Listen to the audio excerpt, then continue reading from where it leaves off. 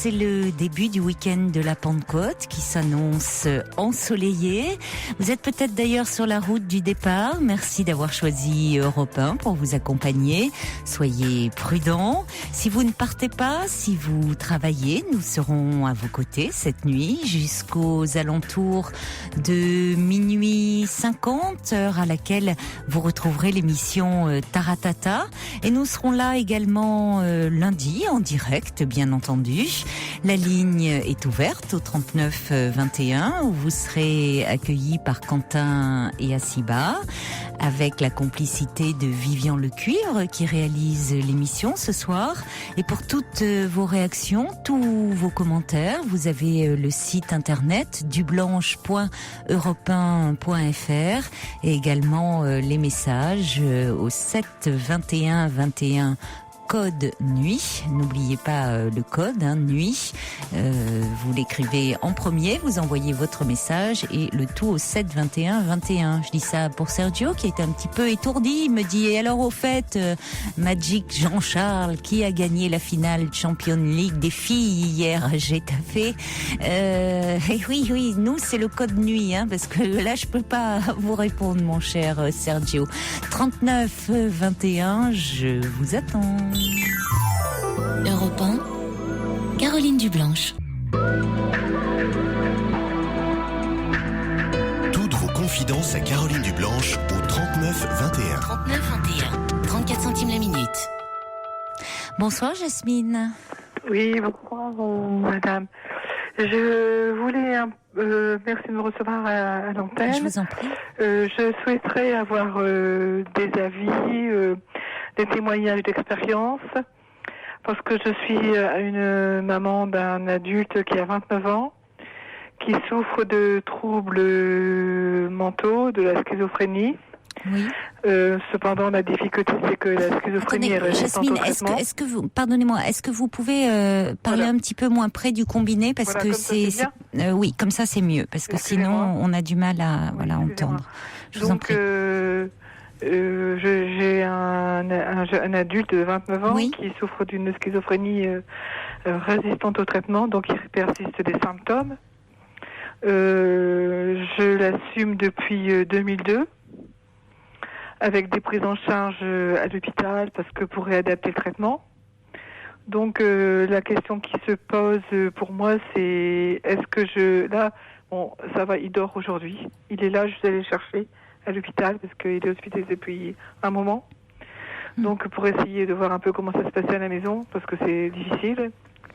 Donc savoir un peu comment, si des personnes qui n'ont pas abandonné cette situation, comment elles ont fait pour, faire la démarche. Je sais, pour une maison d'accueil spécialisée, une MAS, on appelle ça, ou alors un foyer d'accueil médicalisé. Le souci que j'ai, c'est que j'ai du mal à faire cette démarche. Je ne veux pas l'abandonner. Je souhaiterais que lui soit bien et que moi, j'y laisse pas ma santé. Oui. Parce que quand il est hospitalisé, là, il y a 7 mois, moi j'ai décompensé. Et bon, là je vais mieux, mais c'est toujours très très dur, quoi. Oui. Parce qu'il reste des voix, des difficultés d'interprétation, c'est un délire de persécution. Ça ne calme pas, le traitement n'arrive pas à stopper les délires. Non, parce que par exemple, quand je vais à l'hôpital, que je vais le voir maintenant, ça va mieux, quoi. La relation s'est plutôt calmée avec moi. Oui. Il me dit, je vais rentrer parce qu'ici c'est dangereux, vous voyez. Donc dehors, il n'y a rien, quoi. Oui.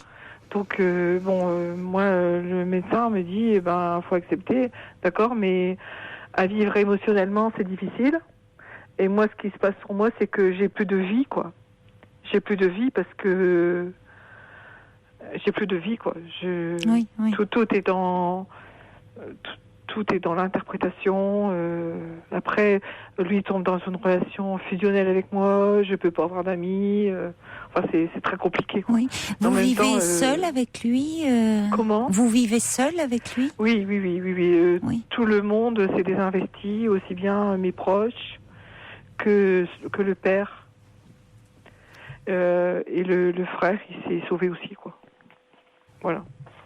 Et on a fait des différentes tentatives, hein, comme on fait dans cette pathologie, appartement, essayer pour les études, dans des endroits spécialisés. Donc il s'avère que c'est impossible l'appartement et que je suis un peu le sauveur dans tout ça, quoi. Ouais. Et l'équipe médicale qui suit votre fils, le psychiatre, donc que vous dit que vous disent-ils si vous voulez, avant de parler de cette idée de projet, j'en ai pas parlé parce que je me renseigne. Et je voudrais me renseigner pour savoir comment ça se passe si on prend cette décision. Mm-hmm. Parce que quand je suis pas quelqu'un d'inerte, hein, j'ai téléphoné à la cellule d'écoute de l'UNAFAM. C'est ce que j'allais vous dire et je reçois un message de Franck là-dessus. J'allais vous en parler. L'UNAFAM, qui est l'Union nationale des amis et familles de malades psychiques. Non, mais je le dis pour les auditeurs qui ne connaîtraient pas et qui fait vraiment un travail remarquable. Oui. Donc j'ai été accueillie par une psychologue et après j'ai eu une assistante sociale. On me dit que il faut que je me préserve ma santé psychique, ça j'en ai bien conscience. Oui. Ma santé physique aussi. Oui. Hein, mais qu'il faut une distance. Mais le souci, c'est que quand il n'y a pas d'établissement et qu'il n'y a pas de solution, on peut pas, humainement parlant, c'est quand même assez difficile de laisser une personne qu'on aime mais qui est malade. Tout le temps à l'hôpital, quoi. C'est difficile. Je sais pas. On peut aussi critiquer cela, mais je sais pas si des auditeurs ou vous-même, je pense pas à ce que vous avez travaillé, mais ils sont passés à la télévision les insurgés. C'est vrai que on souhaite que nos malades soient le mieux possible, soit bien pris en charge, malades, bien sûr. Ils ont quand même une part d'intelligence. Hein. Bien sûr, ça n'a rien à voir. Moi, je suis avec l'intelligence. Dans la dignité, quoi. Vous avez envie, bien sûr, que votre fils soit bien vis-à-vis de moi et de lui, quoi. Bien sûr, je comprends tout à fait vos préoccupations, vos interrogations par rapport à ça.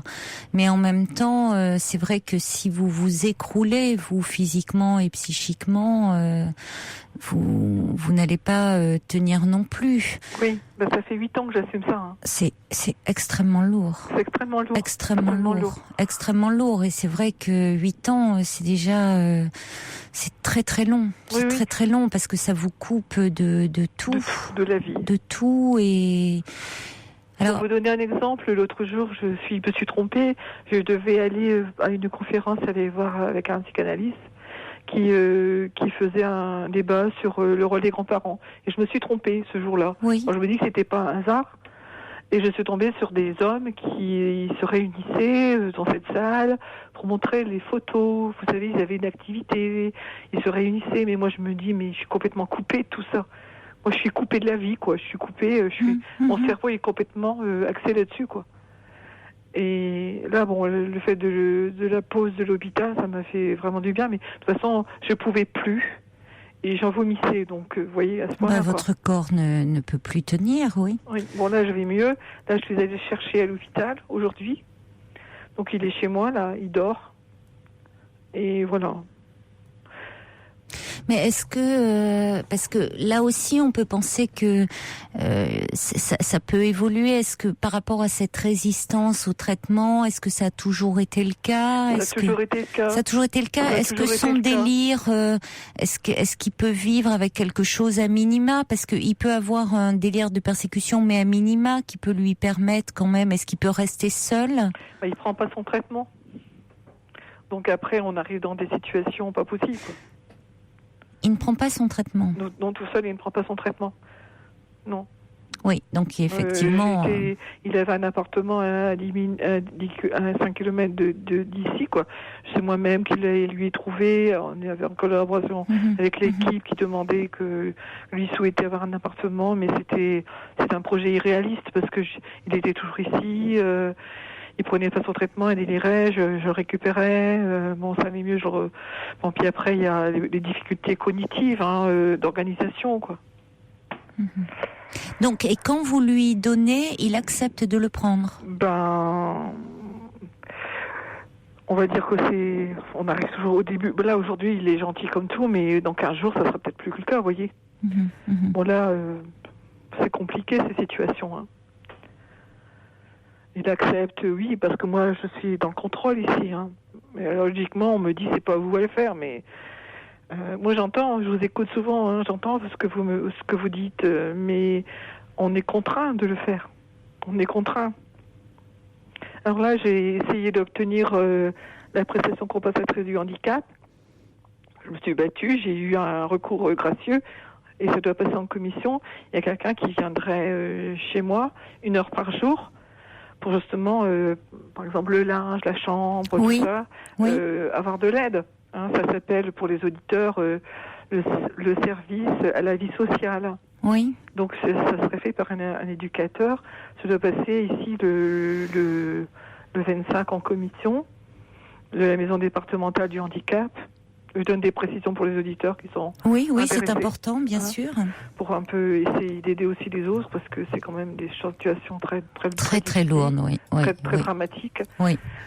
Et bon, ça doit passer en commission, et bon... parce que moi, je voudrais être un peu déchargée. Ah, mais oui, il faut à tout prix que vous le soyez. Ben oui, mais je cherche une solution, oui. Et justement, à l'UNAFAM, vous ne rencontrez pas, vous me dites, vous avez rencontré une psychologue, une assistante sociale. Ah oui, mais est-ce qu'il n'y a pas possibilité de rencontrer des parents qui doivent être confrontés à des situations assez similaires à la vôtre et qui pourraient témoigner de leur expérience et qui peut-être ont trouvé certaines... Ici où moi j'habite, parce que je ne peux pas dire où j'habite, il n'y a pas de moyens. Il n'y a pas de moyens, et quand on téléphone, on est tous dans la même... Des fois j'appelle, quoi, on est tous dans cette même galère. Parce que le souci, c'est que, malheureusement, bien sûr, on a ouvert les lits d'hôpitaux psychiatriques, mais on en a beaucoup diminué, et il n'y a pas de moyens. C'est vrai. Il n'y a pas de moyens. Mais le souci, c'est que ça repose sur la famille, et moi, je ne ferais pas. À un moment donné, je ne pouvais plus, quoi. C'est pas que je l'aime plus, c'est que je pouvais plus. Mais non, mais on entend bien, Jasmine, votre désarroi. C'est-à-dire, puisque, au contraire, vous dites bien, vous vous souciez de son devenir, même avant de prendre une décision. Vous avez besoin de savoir les conditions, c'est-à-dire comment, même avant d'envisager un placement, est-ce qu'il n'y a pas une possibilité déjà chez vous d'un relais, que des personnes puissent vous seconder, et puis s'il y avait un placement, d'envisager que votre fils soit dans des conditions vraiment décentes et même au-delà, c'est-à-dire... Parce que ce que je reproche, par exemple, à l'hôpital de jour, moi j'y suis allée, il est allé un peu, mais bon, c'est quelqu'un qui a un intellectuel important, et ça n'empêche pas le handicap psychique. Et malgré cela, moi j'ai trouvé que c'était un lieu de débilisation, quoi, parce que il faisait rien. Alors, Rom qui travaille dans ce milieu, on l'a découvert. Au moment où j'avais dit, si vous travaillez un jour férié, appelez-nous. Il dit, pour entrer en masse, le patient doit déjà être stabilisé. Pourquoi ne pas demander un hébergement temporaire en masse, déjà 3 mois, peut-être pour commencer? Oui, je savais que, je me suis un peu renseignée, je savais que c'était un accueil provisoire au départ. C'était pas au départ. Au départ, c'était pas... quand on rentre en masse, c'est pas forcément qu'on va être accepté. Mais le souci, c'est à chaque fois comme ça, à chaque fois qu'on essaye un projet, si ça ne va pas, ça revient chez moi. Parce que je peux pas le laisser à la rue, mon fils. Et à l'hôpital, c'est d'urgence, on cherche un traitement pour la stabilisation, puis après, il y a du monde aux portes. Donc, alors il y a Franck c'est Franck qui parlait de l'UNAFAM, et donc apparemment qui connaît bien le sujet par rapport, c'est vrai que ça avait été évoqué par rapport aux personnes qui ne voulaient pas prendre le traitement. Il parlait de l'injection retard. Alors effectivement là avec appui médical, ça ne peut pas être fait. Mais là, je pense qu'on peut dire le nom des médicaments. Non. Enfin, là, on ne peut pas faire de publicité pour les médicaments. Il a un traitement pour justement la schizophrénie résistante avec 2 neuroleptiques. Et là, je vois ce soir, je vais aller chercher à 8 heures, il a fallu coucher, quoi. Puis bon, il est tellement assommé Il est que épuisé. il Ouais. regarde son lit, puis c'est tout, quoi. Il Ouais, faut ouais, faire ouais, le lit. ouais, ouais. Alors il y a Bombeck qui parle de Sandrine Bonner dans Oui, son film. Elle s'appelle connais. Sabine. Mais je croyais que la sœur de Sandrine Bonner, elle était autiste. Elle n'est pas schizophrène, elle est autiste. À une conférence, parce que ils ont eu une projection du film, et puis bon, la psychanalyste, elle disait que ça ressemblait plutôt à une schizophrénie, quoi. D'accord. Alors donc je continue. Elle dit que elle a montré dans ce film que l'extrême difficulté à gérer le problème, mais elle a donné quelques pistes et Bombeck dit elle a sûrement un site internet et elle a pu en tout cas placer sa sœur dans une maison spécialisée en Charente. Alors un autre message, je vous lis ce qui arrive, qui dit des séances d'électrochoc ont-elles été tentées? Cette méthode peut paraître très impressionnante, mais on prétend qu'elle est efficace. Alors, c'est vrai que ça peut paraître encore barbare, et pourtant, c'est pratiqué dans certains cas. Alors évidemment, avec avis médical, c'est fait sous anesthésie, c'est très court. C'est fait dans les cas effectivement de résistance au traitement, dans des cas de schizophrénie, dans des cas parfois de mélancolie très profonde. Mais bon, apparemment, l'équipe médicale ne l'a pas évoqué. Le psychiatre est contre. Moi, je me suis renseignée. J'ai assisté à une conférence, un cours, parce que j'étais de ce milieu-là quand je travaillais, où on propose, la stimulation magnétique transcrânienne. C'est-à-dire qu'on met des ondes sur le cerveau, on fait passer un IRM, et on voit des zones déficientes où les connexions nerveuses ne se font pas. Et on met une stimulation comme ça au niveau des ondes, comme dans un IRM. Moi, ça fait 2 ans que je parle de ça. Mon fils ne veut pas y aller. Et oui, de toute façon, il faut aussi qu'il soit volontaire. Et le médecin, là, il a rencontré le professeur qui pratique ça. Ça marche ou ça marche pas. D'accord. Parce que j'ai galéré, quoi. J'imagine bien, on entend que vous avez fait. J'ai vraiment fait tout ce que je pouvais, quoi. Alors il y a Enagide, c'est un courriel qui dit je soutiens Jasmine dans sa démarche. Elle peut se renseigner auprès d'associations d'aide au maintien au domicile pour obtenir des prises en charge dites aide au répit. Je ne savais pas, en attendant un éventuel placement de son fils. Aide à domicile. Aide au répit. Alors, association d'aide au maintien au domicile, oui. Pour obtenir des prises en charge dites aide au répit. Ah, d'accord. Voilà, en attendant donc un éventuel placement. Il a fallu vraiment que je me batte pour avoir on entend, au niveau de comment ça s'appelle de la MDPH, il m'avait mis une aide aux aidants à 9 € par jour, alors que c'est une présence 24 heures sur 24, 320 jours par an. Alors j'ai eu une aide compensatoire handicap 1 heure par jour, mais bon, j'ai accepté parce que je me suis dit qu'il fallait mieux avoir un pied dans l'étrier. Puis après, si je vois que c'est trop lourd, je demanderai plus, quoi. Vous êtes, vous, un peu entouré dans la famille, enfin, vous avez... Personne. La maladie psychique fait peur.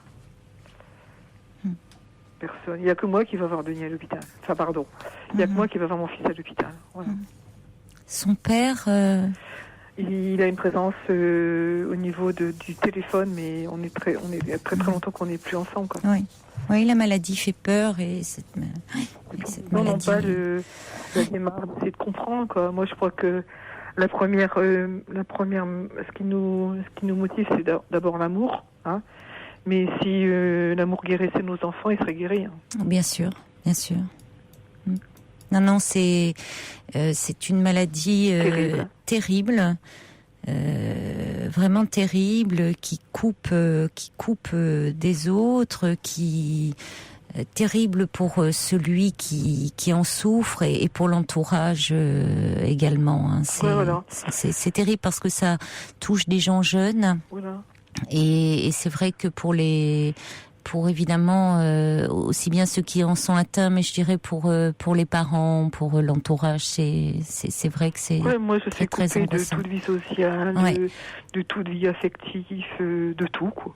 C'est pour ça il y a Alexandra d'ailleurs qui nous écrit pour dire pouvez-vous transmettre toute mon amitié à Jasmine, on la sent épuisée, j'espère vraiment qu'elle pourra se faire aider, il faut qu'elle s'ouvre à nouveau sur le monde, qu'elle prenne du temps pour elle, qu'elle s'autorise à prendre du temps pour elle. C'est tout à fait d'accord, mais c'est difficile. Hein. C'est quand même difficile. Hein. Mais c'est-à-dire que c'est tout le problème dans ces cas-là d'arriver à. C'est compliqué quand on a un enfant en aussi grande souffrance de dépasser la culpabilité et de se dire que vous n'êtes pas responsable de cela et que vous faites au mieux pour qu'il puisse être le mieux pris en charge possible, mais que vous ne pouvez pas faire plus et que du coup vous ne pouvez pas non plus vivre à son rythme parce que vous, n'étant pas malade, vous ne pouvez pas vivre au rythme de quelqu'un qui est dans une autre réalité. Je suis bien d'accord. Parce que sinon, vous basculez. Vous voyez, vous somatisez, c'est vous qui risquez de tomber malade, ou physiquement, ou vous décompensez, ou en dépression, Je suis consciente de tout ça, mais à côté, vous voyez, c'est le dilemme, hein, c'est moi et lui. Le milieu, il est où? Voilà. C'est vous et lui, oui. C'est vous et lui. Et après, quand on se dit, oui, mais je vis un truc de dingue, moi d'abord. Mais après, on se dit, mais et lui, vous voyez? Et c'est aussi comme ça la schizophrénie, quoi. Tout le monde tourne en rond, hein. Alors le tout, c'est de pas tourner en rond, quoi. C'est-à-dire c'est un moment de défusionner un peu, puisque effectivement le propre de la schizophrénie aussi, c'est la relation complètement fusionnelle à l'autre. Hein. Voilà. Donc il vous entraîne dans cette relation-là. Voilà. Parce que, par exemple, ce sont des bêtises, quoi, mais si j'ai une amie qui vient, puis que je vais avec elle prendre un pot en vide, et que je l'invite ici, elle va trouver toujours quelque chose à redire, et puis après, il téléphone le lendemain à l'infirmier du secteur en disant que je me pavonne avec mes copines, alors que ça faisait des années que j'étais pas sortie, vous voyez. Mais bon, ça c'est la difficulté, mais le souci c'est qu'est-ce qu'on fait de nos malades maintenant, quoi, pour la masse. Pour la masse, il faut demander à la MDPH je sais plus le nom, mais il y a une formalité à faire. Mais moi, j'aurais voulu, avoir des gens qui avaient mis leur adulte dans des... On aura peut-être des réactions au cours de l'émission. Pour le moment, on n'en a pas directement qui arrive au 39-21. Restez à l'écoute, c'est ce que je vous propose. Oui. C'est vrai que c'est un week-end aussi de Pentecôte, donc il y a peut-être des personnes qui écoutent habituellement, qui ne sont pas forcément à l'écoute ce soir, mais l'émission elle est réécoutée en podcast, on aura peut-être des réactions. Mais si vous voulez, je pensais que l'UNAFAM organisait des groupes de parole, parce que je me disais qu'il y a forcément des parents qui ont été confrontés à cette situation. Écoutez, j'ai essayé d'y adhérer, mais moi j'en faisais des cauchemars. Et oui, mais en même temps, par rapport à cette question très concrète que vous évoquez, il y a certainement des parents qui ont dû être confrontés à cela, et leur expérience pourrait être utile de dire, nous, oui, on a dû être confrontés à une situation où on a dû placer notre fille, c'est notre fille.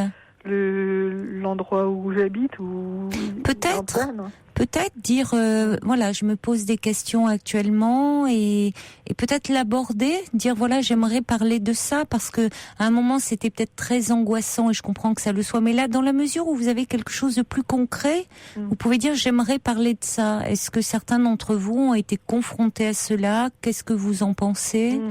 avec des personnes qui sont directement concernées, Oui, puisque c'est votre souhait d'avoir un retour de parents qui seraient dans cette situation difficile, d'envisager peut-être un placement. Parce que malheureusement, moi, je suis un parent maltraité dans cette histoire. Quand je vous écoute, quand vous parlez des gens qui sont alcooliques, on est codépendant aussi parce que on devient sot, quoi. Pardon pour l'expression, mais quand je me fais agresser, je dois appeler les secours et tout. Oui, mais c'est pour ça qu'il faut que vous pensiez à vous. Bien sûr, il y a l'agression peut être très. Il y a beaucoup de violence il y a beaucoup de violence dans la schizophrénie, qui se retourne contre eux, mais qui peut se retourner aussi contre l'entourage. Alors le problème, c'est que il n'y a pas de moyens, quoi. C'est tout. Il n'y a pas de moyens. Mais je pense que recontacter l'UNAFAM et demander, je pense que ça serait bien que vous puissiez participer à un groupe de parole et peut-être proposer un sujet, dire voilà, j'aimerais parler de cela. En tout cas, je reçois encore un message qui dit je comprends votre détresse, je ne peux malheureusement pas vous venir en aide, mais je tiens à vous embrasser fort et j'espère que votre fils sera stabilisé et que vous irez mieux. Vous savez, moi je me console parce que je me dis, il est gérable dans un service de psychiatrie et il n'est pas parti en UMD, par exemple. Vous voyez, on arrive toujours à... Oui, unité de malades difficiles, oui. Oui, mais voilà quoi. On est dans la résilience, on essaie de faire avec. Hein. Mais le tout, c'est pas y laisser sa santé psychique et... Exactement, exactement. Oui, Jasmine, tout à fait. Rappelez-les quand même, je pense, c'est important. Que vous rencontriez d'autres parents là, à ce moment précis de votre parcours.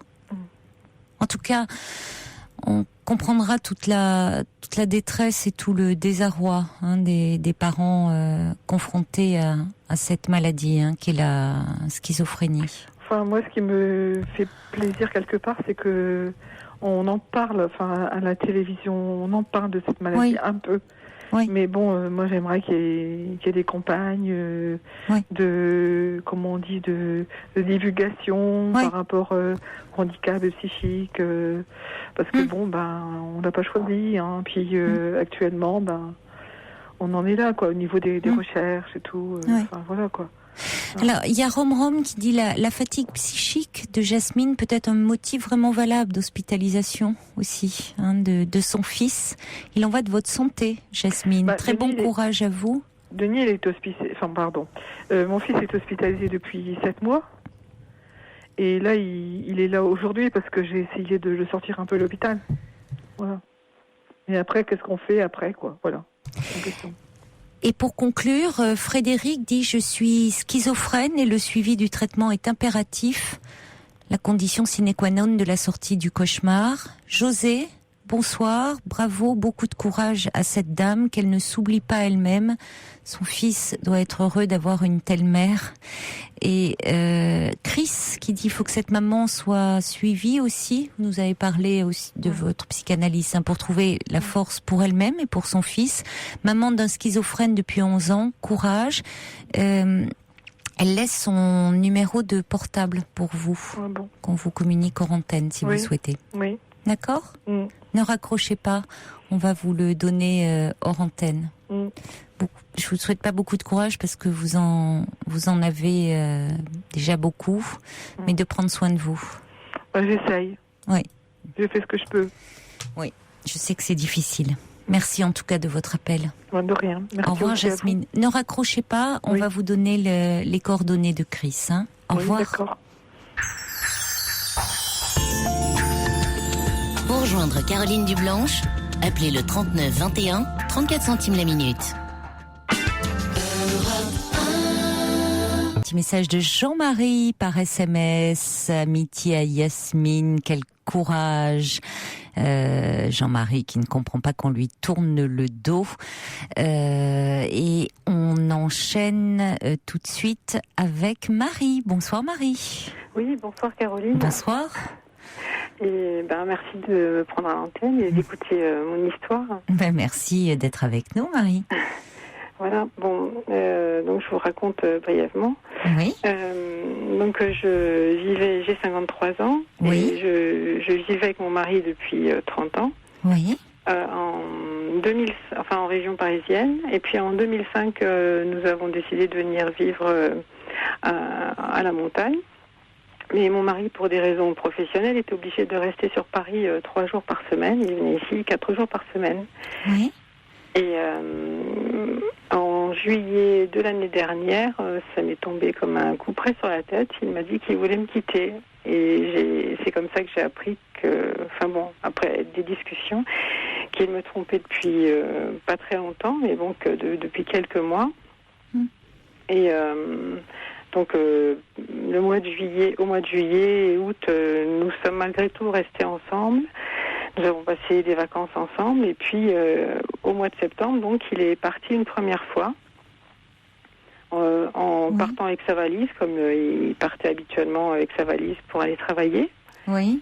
Et puis, 3 semaines après, il m'a appelé en disant que c'était pas possible, qu'il pouvait pas faire ça, qu'il pouvait pas vivre sans nous, sans sa famille. Donc, il est revenu.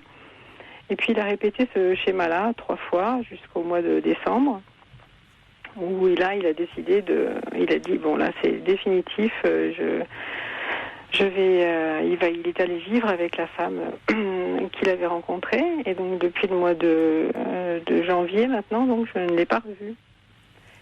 Et là, on est passé par différentes phases, disons, de communication. Au départ, j'étais évidemment extrêmement touchée, bouleversée, plus que ça, par ce qui se passait, parce que je comprenais pas, quoi, puisqu'on était un couple qui fonctionnait plutôt bien, avec les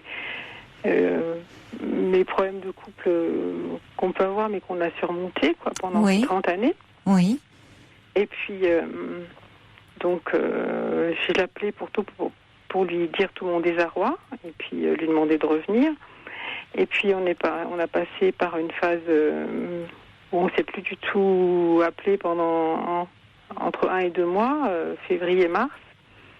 Et puis moi j'ai repris contact parce que je voulais savoir un petit peu où nous en étions, s'il fallait parler divorce, vente de maison, etc. Puisque en fait on a fait construire une maison quand on est venu habiter à la montagne. Et là, je sais plus, en fait, là où c'est pour ça que je vous appelle. Je ne sais pas comment, en fait, comment je dois réagir, comment je dois agir maintenant, parce que je sais pas quand je me sens le mieux, quand je ne l'entends pas et quand je ne l'entends pas du tout, quand on n'a aucune communication ou quand on reprend la communication comme c'est le cas depuis quelque temps, même si c'est pour se demander ce qu'on... Oui, régler un petit peu, régler des choses... des choses administratives. Oui. Puisque, ça vous fait du bien de l'entendre, vous voulez dire par rapport à ce silence, le fait de parler avec lui vous apaise ? Alors, en ce moment, ça m'apaise, voilà. Et puis, mais en même temps, quand il m'a écrit un mail il n'y a pas longtemps pour me dire, parce que moi, j'étais dans une situation un peu particulière puisqu'il est parti juste avec sa valise. Pendant des mois, j'étais tergiversée à me dire qu'est-ce que ça veut dire, pourquoi est-ce qu'il laisse toutes ces affaires-là, pourquoi est-ce qu'il vient pas les prendre. Il vit avec cette femme, mais tout son passé est ici, 30 ans de vie quand même ici. Oui. Et alors, je suis passée par diverses interprétations qui vont du blanc au noir. Voilà, et je ne sais pas quoi m'en tenir, donc j'ai essayé d'y voir clair. Et on a un fils qui passe aussi son BTS là en ce moment. Donc il m'a dit on attend qu'il passe son BTS. Donc il est jeune, il a quoi, 20 ans ? Oui, c'est ça, oui. Ouais. Voilà. Et puis on a une fille aussi qui est en région parisienne et qui est indépendante déjà. Oui. Et vos enfants réagissent comment face à cette situation ? Alors, ma fille a réagi mal dans le sens où ça a remis en cause tout ce qu'ils avaient, leur idée du couple, quoi. Ils sont dans un moment où eux-mêmes, essayaient de construire, ou a eu plusieurs aventures, disons, assez importantes et où essaient de construire sa vie, et puis mon fils aussi. Donc ils ont vécu toute leur vie avec une idée de couple qui fonctionnait bien. Enfin, on ne se quittait quasiment jamais. Et puis là, bon, tout s'écroule, quoi. Et puis ce père, c'était pas du tout un papa volage. Oui, non, visiblement, il y a eu cet éloignement géographique là, et puis il a la cinquantaine, c'est ça? Oui, c'est ça, oui, il a 53 ans, ouais. Oui. C'est la crise de moi, j'ai mis ça sur le compte de la crise de mi-vie. Alors c'est pour ça que le démon de midi, comme on dit, l'éloignement. Bon, ça va passer. Là, il la connaît depuis 1 an maintenant. Oui. Et là, ça fait 4 mois qu'il vit avec. Alors je peux pas. 4 mois, oui, c'est très récent, oui. Ouais, c'est récent. Alors, donc vous vivez un peu avec l'espoir qu'au fond ça va passer? Oui, c'est vrai. Oui. C'est vrai, je vis avec ça, et c'est pour ça que je sais pas si c'est bien, pas bien, parce qu'il y a des fois, je vais très mal avec cette idée-là. Enfin, pas l'idée que ça va passer, mais... Non, ça j'imagine, mais être au fond dans une attente où vous vivez encore par rapport à lui. Oui, toujours. C'est ça qui est compliqué. Qu'il est là, que je vis avec lui, qu'il est juste en voyage. Mais c'est ça, puisque finalement, ça se passait depuis combien de temps que lui était en région parisienne et vous à la montagne? Et qu'il vous rejoignait comme ça? On est venu ici en fin 2005, donc depuis 2006, quoi. Oui, donc ça faisait 3 ans que vous viviez dans cette situation, comme ça. Oui. Donc au fond, vous étiez habitué à ce rythme où 3 jours par semaine, il n'était pas là. Donc oui, vous pouvez un peu vous dire, bon, c'est un peu comme... si c'est que maintenant, il n'est pas là du tout, mais ça vous a un peu habitué à cette vie où il n'était pas là déjà tout le temps. Oui. Voilà. Mais ce qui est compliqué, Marie, c'est de vous positionner toujours par rapport à lui et de pas et de pas faire en fonction de vous. Oui, j'ai du mal pour l'instant. C'est normal, hein, Marie. Comme vous dites vous-même, c'est 30 ans de votre vie. Hein. Cet homme, vous l'avez rencontré, vous aviez 23 ans. Hein. Oui, même pas, oui. Je l'ai rencontré en 78, donc... Bon, alors vous vous rendez compte. 21, 22 ans. Bon, vous en avez 53 aujourd'hui. Enfin, c'est toute une vie. Ah ben oui. Et alors votre vie, elle est loin d'être finie, hein, 53 ans. Mais alors, il se peut que ça soit un moment de crise qu'il traverse. Bon, et qu'il revienne vers vous. Mais il se peut aussi que cet éloignement soit définitif. Donc, de toute façon, dans un sens comme dans un autre, il est important pour vous que vous en fassiez quelque chose de cet état-là en ce moment. Oui, pour l'instant, j'essaie de continuer mes activités habituelles, mon travail, mais bon, un peu au jour le jour, quoi. Enfin... Oui, mais oui, comme quand on va pas très bien au fond et que on fait face. Déjà, c'est bien de pouvoir faire face au quotidien, le jour, hein. Parce que c'est pour ça que je dis quand on va très mal, on peut même plus faire face. Mais parfois, quand on va pas super mal, mais on va pas très très bien. Donc on fait face au jour le jour, mais on peut plus se projeter. Il vous a coupé ça, quoi, la possibilité de vous projeter. Hein, c'est là que c'est un homme avec lequel vous pensiez vieillir. Oui, c'est ça, je pensais vieillir. Enfin, je me voyais avec les petits enfants à la maison, etc. Et bon. Je pensais, je me projetais même dans des projets la montagne, les randonnées, le ski, tout ça. Enfin, je nous voyais vieillir ensemble, quoi. Faire tout ça ensemble et tout ça, c'est... Oui, parce que ce projet, c'était aussi aller à la montagne, c'était un projet commun. Oui, c'était un projet familial. On l'avait décidé même à 4. Voilà. Et là, en fait, comme la maison, il n'y a pas si longtemps qu'elle est construite. En disant que ça nous coûterait vraiment très très cher de la vendre avant les 5 ans fatidiques où on doit payer des TVA importantes. Donc en attendant, on ne peut, on ne divorce pas et on ne vend pas la maison. Donc il y a ces mois qui m'attendent là avant de pouvoir faire une rupture réelle. C'est quand là donc En fait, il en reste encore combien là? Il reste jusqu'au mois d'octobre. Oui, ça va. Ça va. Bon. Pour moi, ça me paraît parfois... Très long? Oui, parce que... Oui. J'aimerais ne plus souffrir du tout, puisqu'en ce moment, ce qui se passe, c'est que j'ai des moments où je vais bien. Bon, ce soir, je vais à peu près bien, et puis il y a des jours où c'est très très déprimant, quoi, où j'ai des grosses angoisses. Bon, moi, j'ai pas voulu prendre de traitement. J'ai vu mon homéopathe, je prends un traitement homéopathique. J'ai pas voulu prendre d'antidépresseurs. Oui. Voilà, bon, j'ai dû prendre des anxiolytiques parce que je dormais vraiment trop mal. J'ai des crises d'angoisse importantes, mais.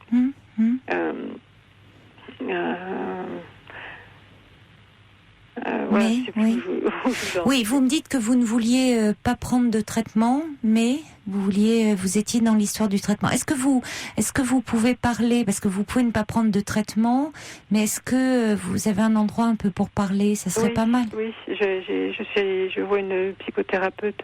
Oui, c'est bien, c'est important. La question que je me posais, c'était est-ce qu'il vaut mieux pour moi ne pas lui parler ou pendant ces mois qui viennent, est-ce que je coupe toute communication? Est-ce que je lui... Parce que là, je l'ai appelé récemment pour lui dire de venir chercher ses affaires, pour qu'il y ait une coupure qui se fasse quand même. Comment réagit-il? Comment est-il avec vous quand il est extrêmement gentil. Ouais. Il est extrêmement gentil. Il me dit même que il m'aime plus comme avant, mais qu'il m'aime quand même. Enfin... C'est pas... Alors ça jette un trouble, il a une attitude qui jette un trouble, hein, parce que je sais qu'il va pas extrêmement bien non plus. Oui, mais c'est pas votre problème. Oui. Parce que vous non plus, vous n'allez pas très bien et après tout... s'en soucie-t-il? Alors, il est dans la culpabilité, c'est-à-dire, oui, il est gentil, il est parti, il est pas très fier non plus. Non, il est pas fier du tout. Non, et puis moralement, je pense que c'est une situation qui lui convient pas. C'est pas ce qu'il. Oui, mais il a choisi. Oui, c'est vrai qu'il a choisi. Oui. Moi, je pense qu'il y a eu un moment un choix quand même. Il avait le choix. Enfin, je sais pas ce que vous en pensez, mais je me dis qu'il y a bien eu un moment où il aurait pu dire non, où il aurait pu choisir sa famille plutôt que... Bien sûr, on a toujours le choix. Oui, donc... Non, parce que parfois, je sais plus. Mais c'est pour ça que je suis pas certaine que ça soit une très bonne chose que vous l'ayez au téléphone. Parce que lui est pris dans sa culpabilité, donc il est gentil avec vous, puis vous voyez, il vous dit oui, je t'aime, mais plus comme avant. Alors à la fois, j'ai des sentiments, certainement, il y a beaucoup encore de tendresse, d'affection, on se défait pas d'un lien comme ça de 30 ans, mais alors ça vous remue forcément, ça vous bouleverse d'entendre tout ça. Enfin, il y a plein de sentiments qui viennent se mêler. Est-ce que c'est le moment d'entendre tout ça, au fond? Est-ce que vous n'avez pas besoin, vous, plutôt de prendre du recul un peu et de penser à vous? Je sais que c'est compliqué, hein, mais et d'avancer. C'est ce que me disent un peu les gens qui m'entourent et qui m'aiment bien. Ils me disent tu devrais penser à toi. Oui, c'est ce que d'ailleurs les messages que je reçois. Il y a First Lisa qui dit Marie ne devrait pas attendre, commencer à vivre pour elle. Quelqu'un aussi qui dit c'est tellement récent, et c'est vrai, que vous n'avez pas encore beaucoup d'éléments pour savoir comment les choses vont tourner. Fichue crise de la cinquantaine, ajoute cet auditeur ou cette auditrice. Colombe dit pensez à vous, sortez avec des amis, reprenez votre vie en main sans vous occuper de lui. Oui, sans m'occuper de lui, oui. Alors que moi, parfois j'ai même non mais c'est idiot à dire, mais parfois quand je sais qu'il va pas bien, il va presque me faire de la peine, quoi. Non, oui, mais... Alors que je vais bien certainement plus mal que lui, mais bon. Eh oui. Alors justement, le Belge envoie un petit SMS en disant au fil des émissions, je me rends compte qu'il y a des hommes qui ont des perles dans les mains et qui les rejettent comme de vulgaires cailloux.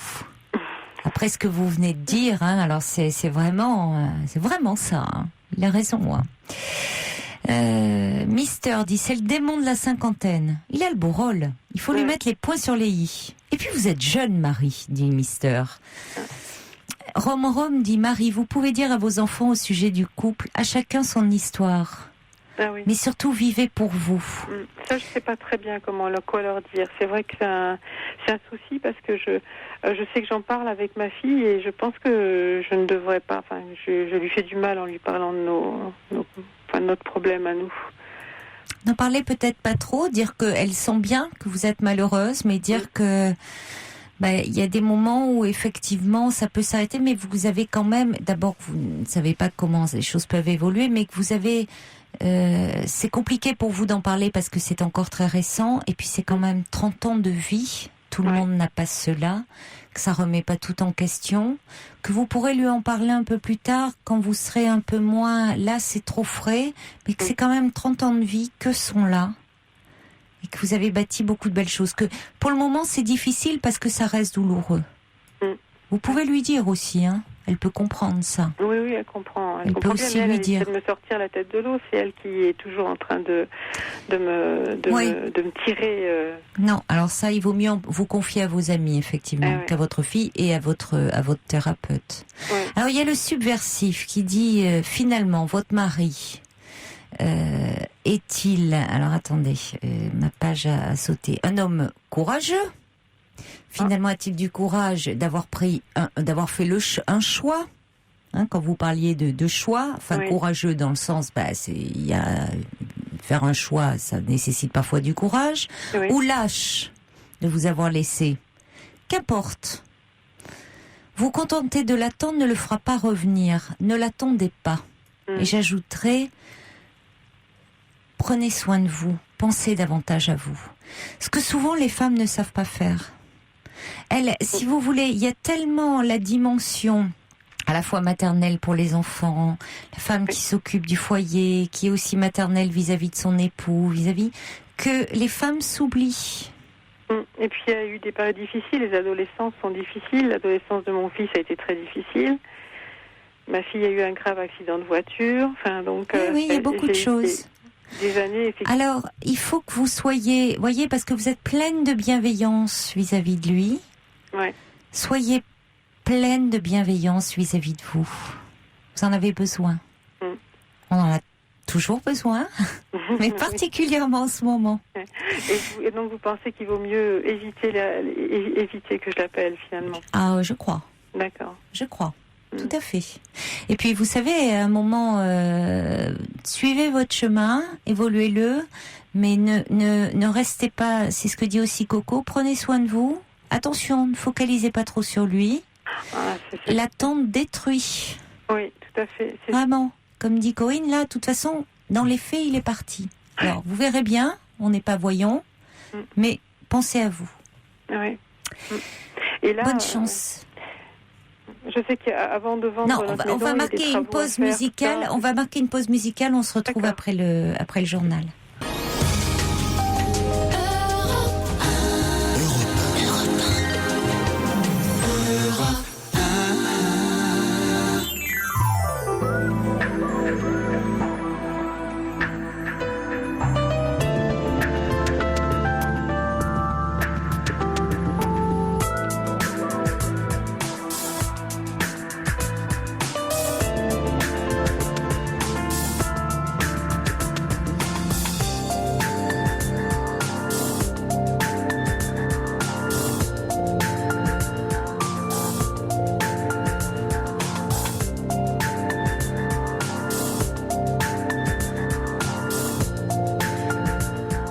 Comme vous le disait Rémi, je suis à votre écoute encore pendant pas tout à fait 1 heure, puisqu'on va être ensemble jusqu'aux alentours d'1h moins 10 à peu près. Après, vous avez rendez-vous avec Taratata, mais d'ici là, le 3921 est ouvert pour tous vos témoignages. Vos réactions arrivent nombreuses au 7 21 21 code nuit. par courriel aussi sur le site dublanche.europe1.fr. Alors déjà des messages qui n'ont aucun rapport avec le témoignage de Marie. Il y a Poupi qui me dit « Je vous ai été infidèle ce soir, hein.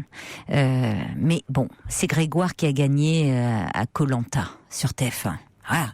Bon, merci de nous informer, parce que pour ceux qui n'ont pas suivi, ils savent comme ça que c'est Grégoire qui a gagné.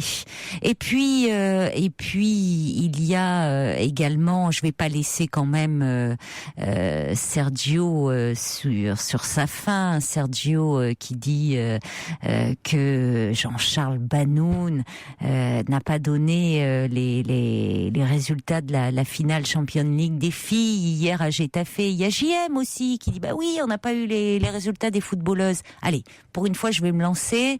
Une première, hein. Grâce à Daniel, qui est dans le 77, on a les résultats.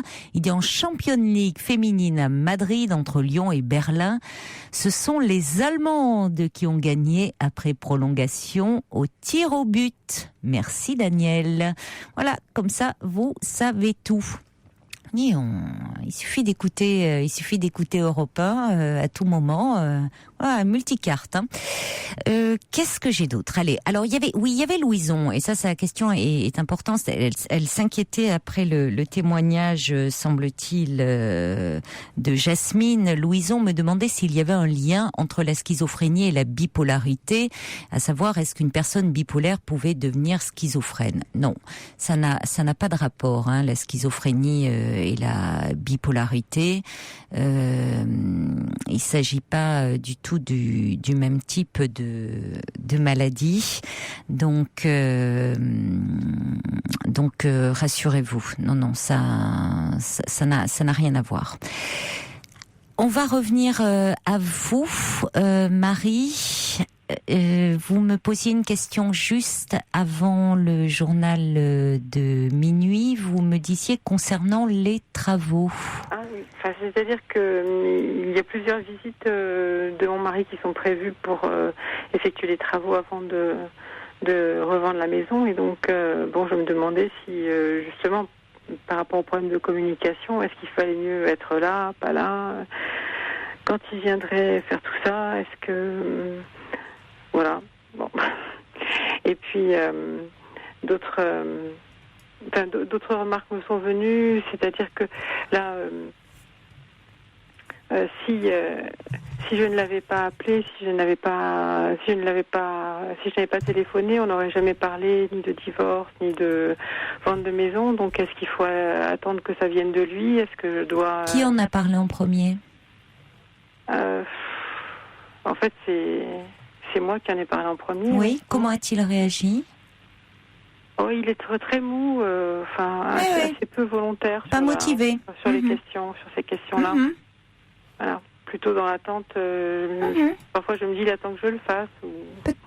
Mais oui, pas très motivé.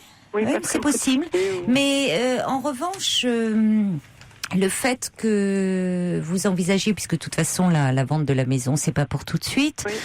Une démarche ou ne serait-ce que, je vous dis, une séparation de corps ou quelque chose comme ça pour noter, enfin acter quelque chose, ça peut aussi ne pas marcher, mais se rendre compte plutôt, vous savez, là au fond, il est lui dans son histoire et il vous sent vous en attente.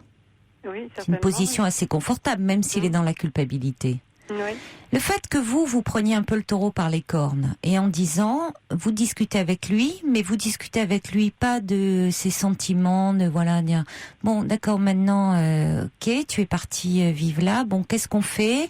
Écoute-moi, j'ai pris contact avec un avocat, on va faire une séparation de corps, et vous parlez, voyez, avec de la distance, qui vous sentent très en retrait, ça peut l'amener à réfléchir.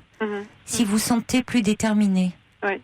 Parce que ce qui peut être aussi qu'une passade, et comme le disent les auditeurs, que finalement une crise comme ça de la cinquantaine, pourrait faire que si il sent que vous vous détachez, vous prenez du recul, ça pourrait aussi l'inquiéter. Alors que là, au fond, il sent, que il est dans cette autre relation et vous l'attendez. Et vous voyez d'ailleurs le divorce, quand vous en parlez, c'est vous qui en avez parlé, il se précipite pas dessus. Non, pas du tout. Non. Mm-hmm. D'accord. Je vous remercie. Alors, en tout cas, je vais vous lire, pour conclure, quelques messages qui arrivent. La fée dragée qui dit la bienveillance vis-à-vis de lui, 3 petits points de suspension, non. Une bouffée de colère à son encontre ne vous nuirait pas. Oui, ça vous permettrait de penser à vous. Bon courage. Quelqu'un qui dit, ça va être une femme vu le message, c'est fou ce que les hommes sont versatiles. À la seconde, on leur donne tout et quand ils nous laissent, faut encore être leur confidente thérapeute.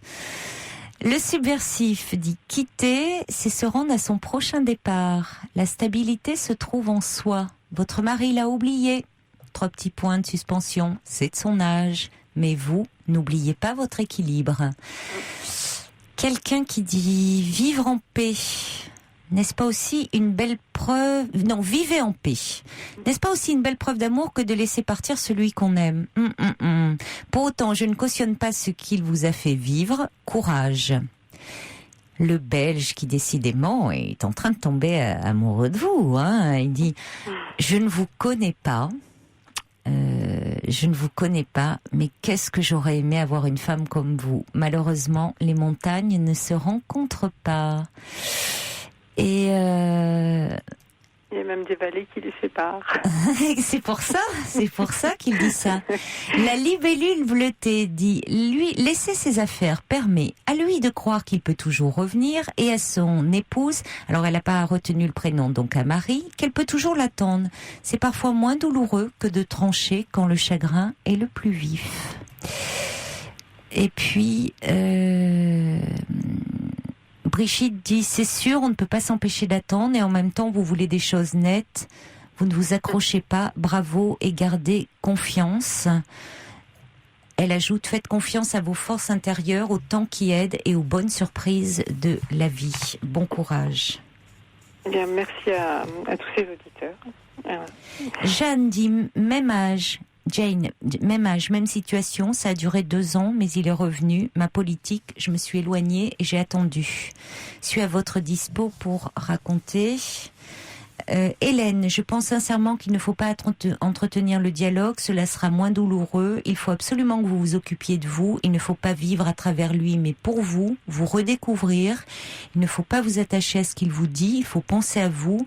Le fait d'être gentil avec vous le déculpabilise. Et puis quoi encore? Il faut vous créer des souvenirs sans lui, parce que tout vous rattache à lui. Bon courage, vous allez y arriver. Et il ne vaut pas la peine que vous le plaigniez. Voilà, des petits messages qui arrivent de soutien. Merci à tout le monde, et puis à vous en particulier. Bon courage, Marie. Merci, au revoir. Au revoir. Toutes vos confidences à Caroline Dublanche au 39 21. 39 21. 34 centimes la minute.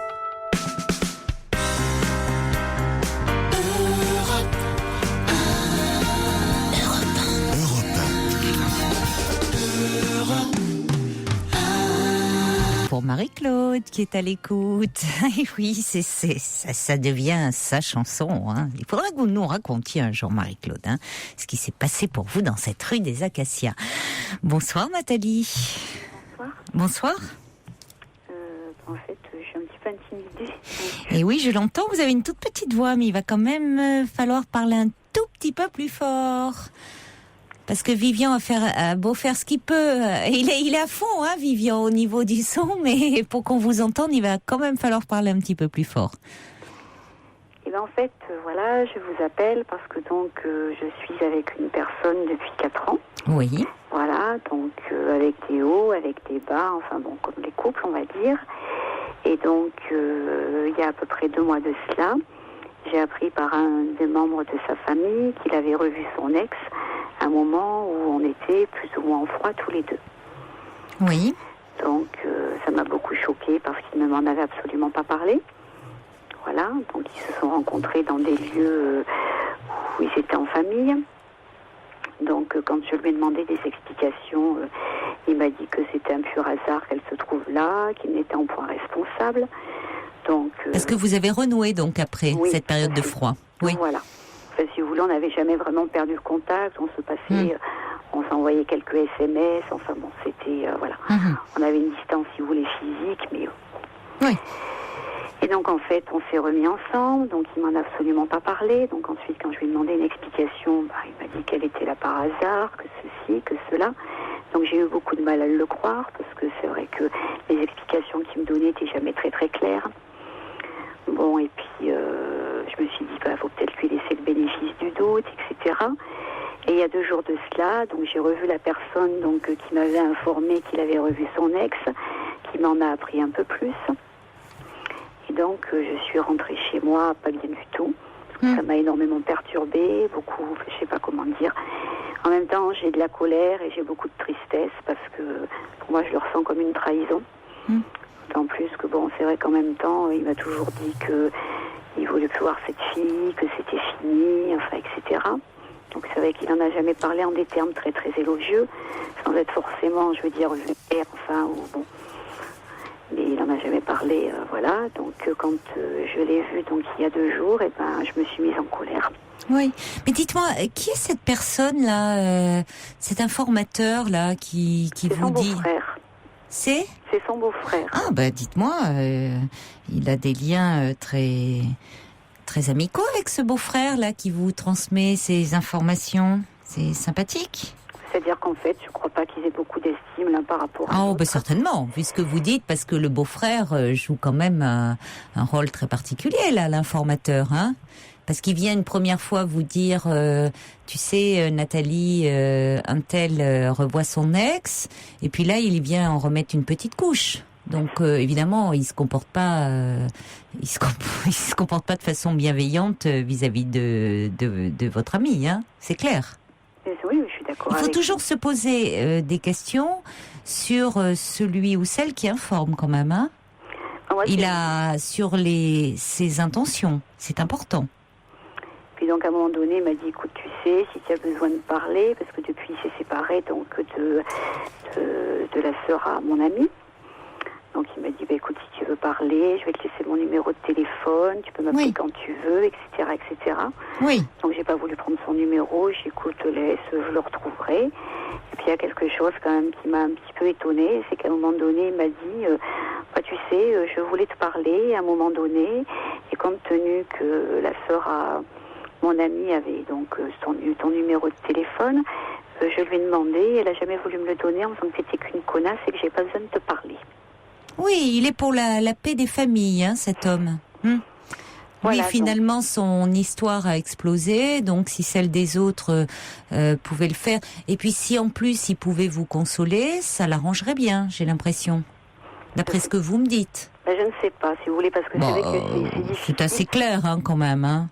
Ni si je peux faire quelque chose pour toi, donne-moi ton numéro, tu sais, si je peux te consoler. Enfin, il dit pas ça comme ça, mais enfin, tu sais, je suis là.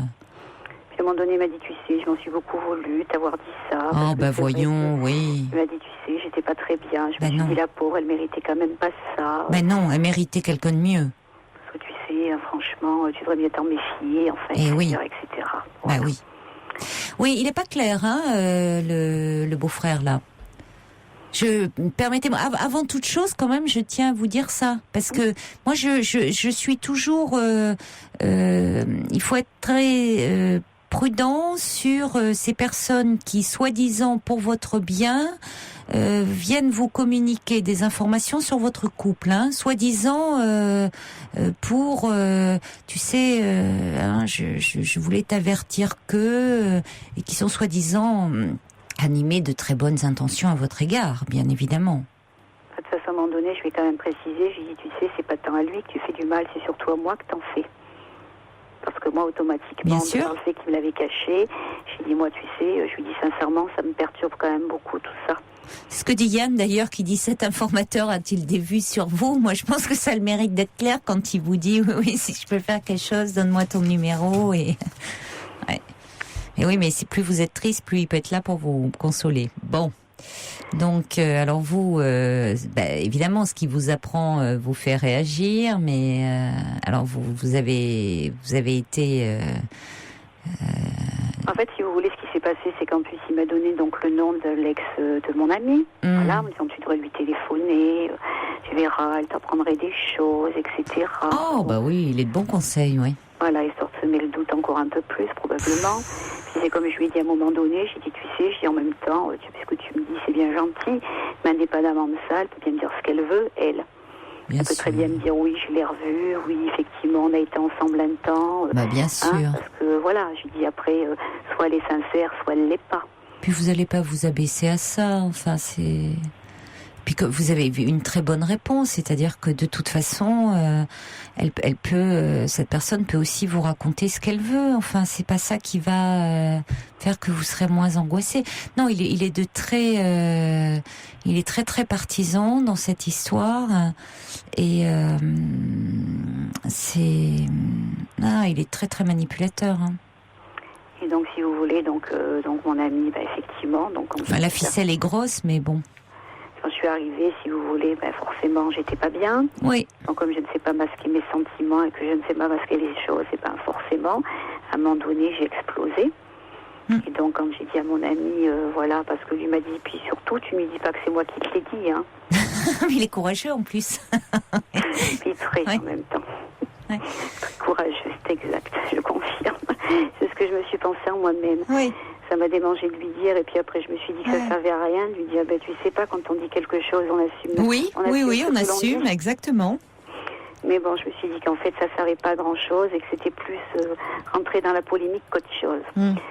Donc voilà, et je lui ai dit à mon ami, écoute, c'est très bien, donc tu prends tes affaires et tu t'en vas.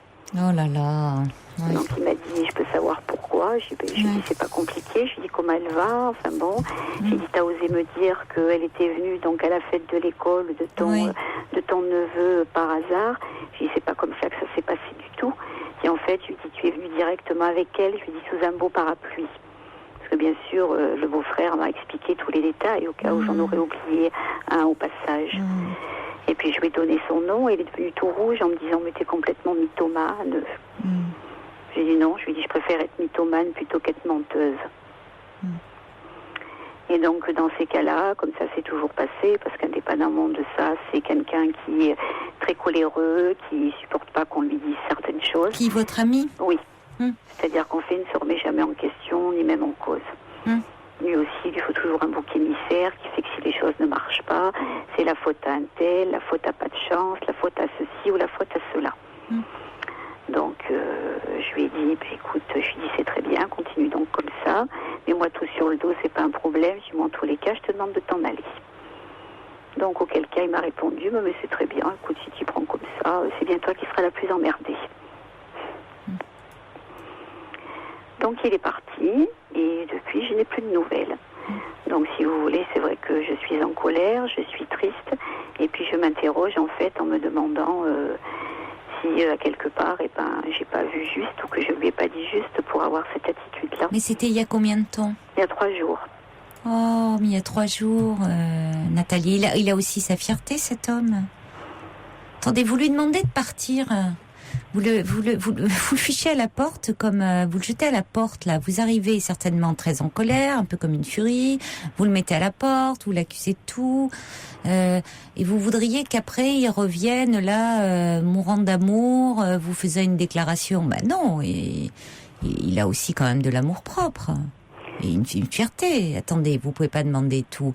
Vous aimeriez vous qu'on vous fiche à la porte comme ça? Et non, ça se comprend. Avec, si vous voulez, en plus je lui ai dit, tu vois, je lui ai dit sincèrement, tu ne m'en as même pas parlé, que tu l'avais revu. Non, mais il faut arrêter avec ça. C'est le beau-frère qui a fichu le bazar là. Vous êtes bon. Sur le moment, vous étiez en colère et je comprends au vu des déclarations, mais avec le recul, vous comprenez là que le beau-frère finalement instrumentalise complètement les choses. Lui, il est mal, il est plus avec sa femme. Visiblement, c'est clair qu'il apprécie pas votre ami. Il a, semble-t-il, un peu des vues sur vous. Enfin, bon, c'est vraiment. Moi, si vous voulez, ce qui me fait la peine aussi, ce qui m'a beaucoup blessée, c'est que il m'ait pas parlé, voilà, qu'il m'ait pas dit, écoute, elle était à l'enterrement de ma grand-mère, elle était à la fête de l'école du petit. En fait, voilà, il m'a tout caché, quoi. Mais alors, ce qui s'appelle... Mais parce que, bon, il avait peut-être pas, si vous voulez, c'était déjà une période où vous étiez un peu en froid, il avait peut-être pas envie de ramener son ex là... Vous voyez, je reçois un message du subversif qui dit les ex ne sont parfois que des médicaments, le traitement illusoire d'une mélancolie du jour, l'antidote à ce mauvais traitement, c'est l'optimisme. Restez optimiste et laissez là les mauvaises langues. Vous fixez là sur l'ex. L'ex, c'est vrai que parfois vous étiez dans une période où ça allait pas bien, elle a pu être là, ça peut être aussi, elle connaissait la famille, un concours de circonstances, ça devient la confidente, l'amie, on se parle, tiens, on se revoit. Mais elle appartient au passé. Vous c'est mettre tout ça en l'air pour une histoire comme ça où en plus il y a cet homme derrière qui a bien manœuvré. C'est un peu dommage. Alors maintenant dire ah bah oui ça fait 3 jours il m'a pas rappelé. C'est plutôt à vous, moi je trouve là de le rappeler, Nathalie. C'est quand même vous qui l'avez fichu dehors cet homme. Oui, c'est vrai que vous avez raison, mais bon, en même temps, il est parti. Il est parti, attendez. Il a fait quelque chose. Il a quand même, je vous dis, de l'amour propre. Vous le mettez à la porte et il manquerait plus qu'il s'accroche là, qu'il reste fixé à son paillasson. Enfin, non, ça va pas, c'est normal. Puis avant de partir, il m'a quand même, parce que si vous voulez, donc, il me donnait une somme par mois, ce qui me paraissait logique, en fait, puisque bon, quand on est ensemble, c'est normal de partager. Et ben en fait, il est parti avec l'argent qu'il m'avait laissé. Oui, mais il était en colère, Nathalie. Vous comprenez, vous étiez très en colère, ce que je comprends, sur le coup des informations que vous avez données le beau-frère. Mais comprenez aussi que cet homme, il puisse être en colère. Non, mais ça, je le comprends. De toute façon, je pense que de toute façon, mon ami n'aime pas son beau-frère et son beau-frère ne l'aime pas non plus. Bon. Donc, ils sont dans une espèce de rivalité l'un et l'autre, où finalement, à quelque part, ils passent leur temps l'un et l'autre à pas. Bon, alors ne rentrez pas dans ce jeu. Hein ? Oui, non, mais. Comme dit Kader de Carcassonne, vous vous êtes fait piéger. Alors, ne rentrez pas dans le jeu du beau-frère, là. D'accord ? D'accord. Et puis rappelez-le et voyez-vous et puis arrêtez avec l'ex quoi. L'ex c'est l'ex. Vous avez quand même 4 ans de relation derrière vous.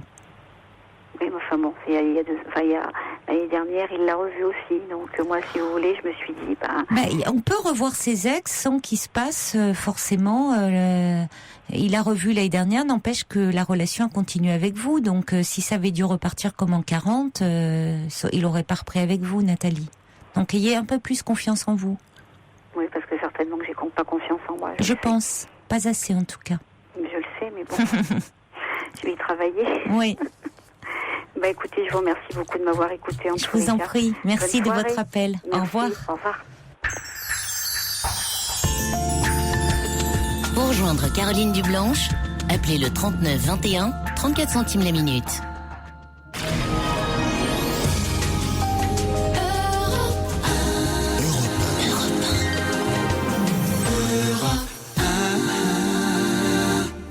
Alors il y a Georges qui nous dit « Ah, moi, mon beau-frère, vous ne m'entendrez jamais dire du mal de lui. Il faut dire que il a une très bonne cave. Hein. Ça, c'est un argument, je reconnais. Un beau-frère qui a une très bonne cave, vous avez raison, il ne faut jamais dire du mal de lui. » Sergio qui dit « Cool, Nathalie, on respire un bon coup, ça va repartir tranquillement. » Et on accueille Françoise, je crois. Bonsoir Françoise. Bonsoir. Bonsoir.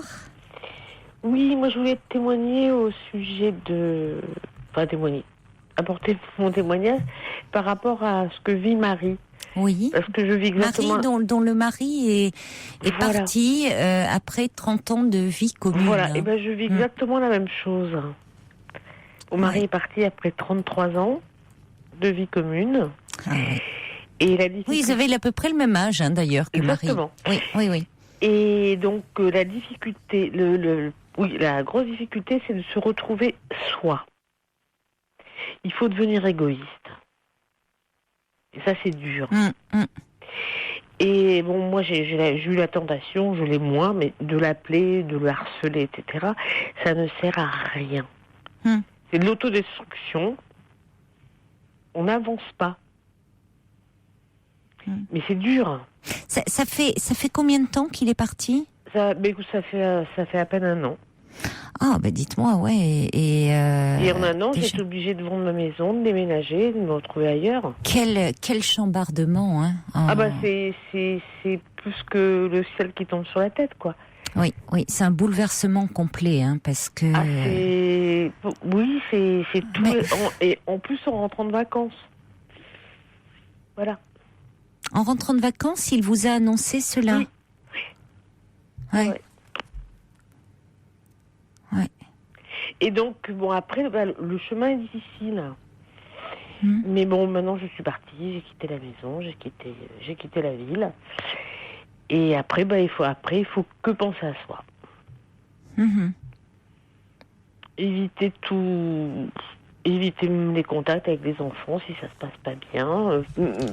Mettre de la distance, quoi. Se reconstruire d'abord pour pouvoir avancer après. Et ça s'apprend, vous dites, hein, de penser à soi. Ça s'apprend, c'est difficile. C'est difficile parce qu'en fait, on sait qu'on fait un peu de dégâts à côté aussi en s'isolant. Hein. Bon, on voit un peu moins la famille, on voit un peu moins peut-être les enfants et tout, mais on n'a pas le choix. Et se raccrocher à d'autres activités, de choses qu'on ne faisait pas avant, essayer de vivre un peu différemment. Et aujourd'hui, un an plus tard, c'est encore très récent, comment vous vous sentez ? Bonne question. Mieux depuis quelque temps, mais parce que j'ai changé en fait, parce que j'ai déménagé. Donc depuis un mois, je suis chez moi. Oui. Et j'ai pris contact avec des associations, des choses comme ça. Donc je me refais une vie. Oui. Mais à moi. Oui, mais c'est ça, oui, c'est... Oui. Mais quitte à m'isoler, je me suis isolée de mes amis, momentanément. Hein. Pourquoi ? Parce que vos amis étaient des amis de couple ? Non, pas tous. Mais quand je dis isolée, je suis partie de l'endroit où je vivais. Donc oui, parce que vous êtes... Oui, ça c'est à la fois parce que votre ex-mari est resté, lui, là. Donc vous ressentiez le besoin de vous éloigner. Ah, il fallait, oui. D'accord. Et en même temps, les amis aident beaucoup dans ces situations. Quand vous avez des amis personnels et pas seulement des amis de couple. Non, moi j'avais beaucoup d'amis personnels, mais quand on est, là je me suis rendu compte de ça aussi, quand on est en mal-être, ce qui était mon cas, on demande beaucoup aux amis. Et on n'est pas capable de donner. Faut être clair. Hein. On est toujours en demande. Et il y a un moment, il faut savoir que on ne peut pas épuiser les amis non plus. Et il faut prendre du recul. C'est dur. Je revois toujours mes amis, mais je les vois différemment. Maintenant, je veux leur apporter quelque chose. Mais ça prend un an, quoi. Enfin, et encore que c'est pas stabilisé. Mais en même temps, c'est quelque chose de provisoire. L'amitié, c'est une relation. C'est-à-dire qu'à un moment, vous leur apportez aussi certainement beaucoup. Puis là, vous avez traversé une période très difficile, et je pense qu'elle comprendrait que il y a des moments où c'est important qu'elle soit là auprès de vous. Tant pis si. Non, mais tout à fait. Mais je pense que c'est ça. Mais maintenant, après, quand ça va un peu mieux, après, il faut aussi, rebondir soi-même pour leur apporter le positif. Parce que quand vous allez voir vos amis en disant « oh, ça va pas, j'ai le bourdon », même en faisant des efforts, il y a un moment où les amis saturent, ce qui est normal. Oui. Mais parfois, d'ailleurs, la soirée peut commencer ou le déjeuner comme ça en disant j'ai le bourdon et tout.